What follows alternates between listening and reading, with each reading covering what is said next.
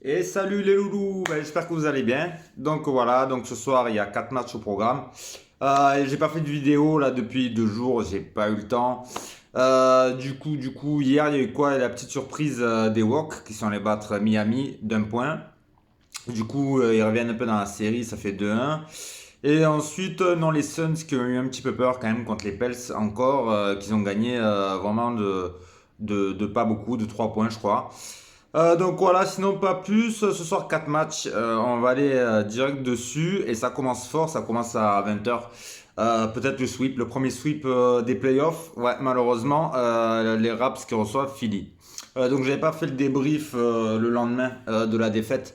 Ça s'est joué, bah, malheureusement c'est comme ça, c'est un signe, hein. Il y en a qui le disent et c'est vrai que moi je vais le penser, je vais le penser sur ça.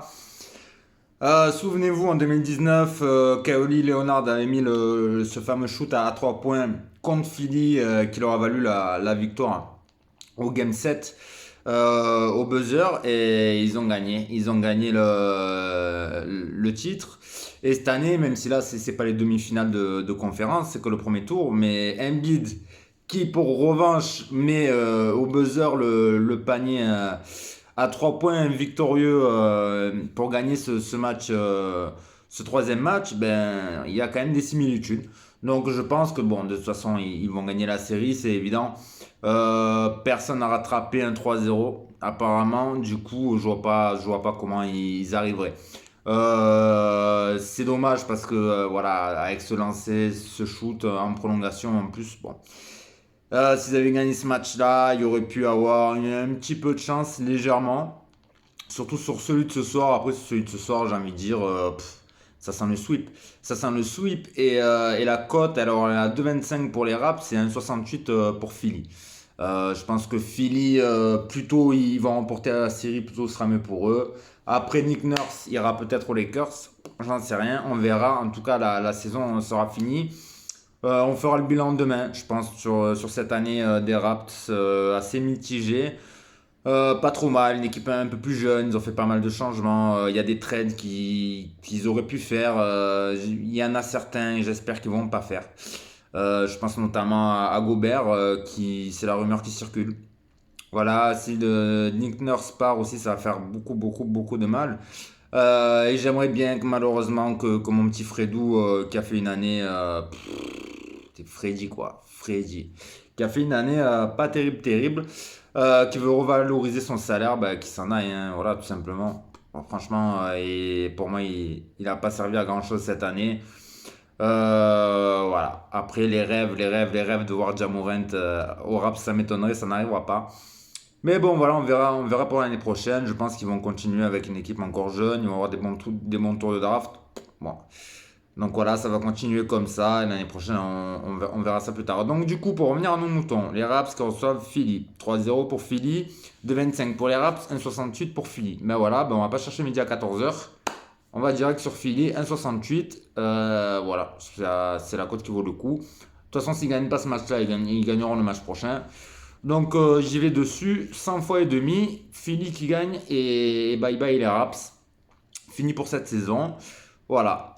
Ensuite, nous avons les Jazz un peu plus tard qui reçoivent Dallas. Dallas toujours privé apparemment de Doncic. Mais Dallas qui a gagné sans Doncic la dernière fois sur le parquet des Jazz. De pas beaucoup aussi, c'était limite. Là, la cote des Jazz est à 1,43 et Dallas c'est à 3,70. Donc, j'ai pas vraiment grand chose à dire sur ce match-là. Peut-être à la limite, pourquoi pas mettre un écart de Dallas. Dallas qui perd pas plus de 15 points, avoir la cote. Et qui c'est qui est en feu? Brunson qui est en feu, donc avec Brunson on a plus de 20 points. Et Dallas qui perd pas avec plus de 15 points, peut faire monter une cote à 1,60, 70 aussi. Ça peut valoir le coup. Il n'y a que 4 matchs, donc à essayer de gratter, voir ce qui vaut le coup. Vous pouvez mettre ça. Déçu, déçu encore une fois, j'ai encore regardé les stats de Gobert. Encore le dernier match, 0 passe D quoi. 0 passe D. Ouais, dans cette équipe, il y a vraiment des choses qui vont pas. C'est quand même incroyable. Je crois que c'est sur 3 matchs, c'est le deuxième match où il y a 0 passe D de sa part. C'est vraiment qu'il y a un problème dans cette équipe. Donc je les vois vraiment pas, vraiment pas. Et je l'avais dit avant playoff sur la vidéo que je voyais plutôt Dallas. Et ben pour le moment, il y a 2-1. Bon, il n'y a rien de fait encore, hein. En plus, ce soir, ça joue à Dallas, chez les Jazz, pardon. Mais quand même, en plus, Dallas n'a pas d'Anzis. Donc, sur le papier, les Jazz sont devant. Mais moi, j'ai toujours dit que, vu que les deux s'entendent pas, Mitchell et Gobert, ça peut créer des conflits en playoff. Ça ira pas vraiment, vraiment très, très, très loin. Enfin, bon, bref. C'est mon avis, on verra. En tout cas, voilà, un petit écart de Dallas avec un petit Bronson. Et voilà, ça peut passer. Ensuite, le gros choc, les Nets qui reçoivent Boston, premier match à Brooklyn. Sur la série, Boston mène 2-2. 2-0 pour les Nets. La cote est à 1,64 pour les Nets et 2,30 pour Boston. Je trouve qu'elle est très belle, celle de Boston. Je ne les vois pas forcément à 100% gagner. Voilà, mais à 2,30, j'irai quand même. J'irai quand même dessus, ou au moins avec un handicap, et avec Irving à plus de 20 points. Voilà, ce qui s'est passé, il a pris, je crois, il a pris 50 000 euros d'amende. 50 000 dollars pardon, d'amende, qui s'est un peu chauffé avec le public à Boston. Vraiment, il va avoir à cœur encore de planter, donc à plus de 20 points pour Irving, ça me semble cohérent. Tatum aussi. Voilà, tout ça cumulé, il y a un écart de Boston qui perd pas plus de 10 points. Voilà, ça peut allonger la cote pareil, un 70, un 80 aussi. Ou sur un autre ticket, si vous voulez aller carrément sur Boston, allez sur Boston. J'ai un peu plus de doutes. Mais en tout cas, la cote vaut le coup. J'irai plus sur Boston que sur les Nets. Voilà, les Nets, c'est un 64, j'irai pas. Et par contre, si je devais aller, j'irai sur Boston à 2,30, mais vraiment, vraiment à part et en fun. Et ensuite, le dernier match, nous avons les Wolves contre les Grises.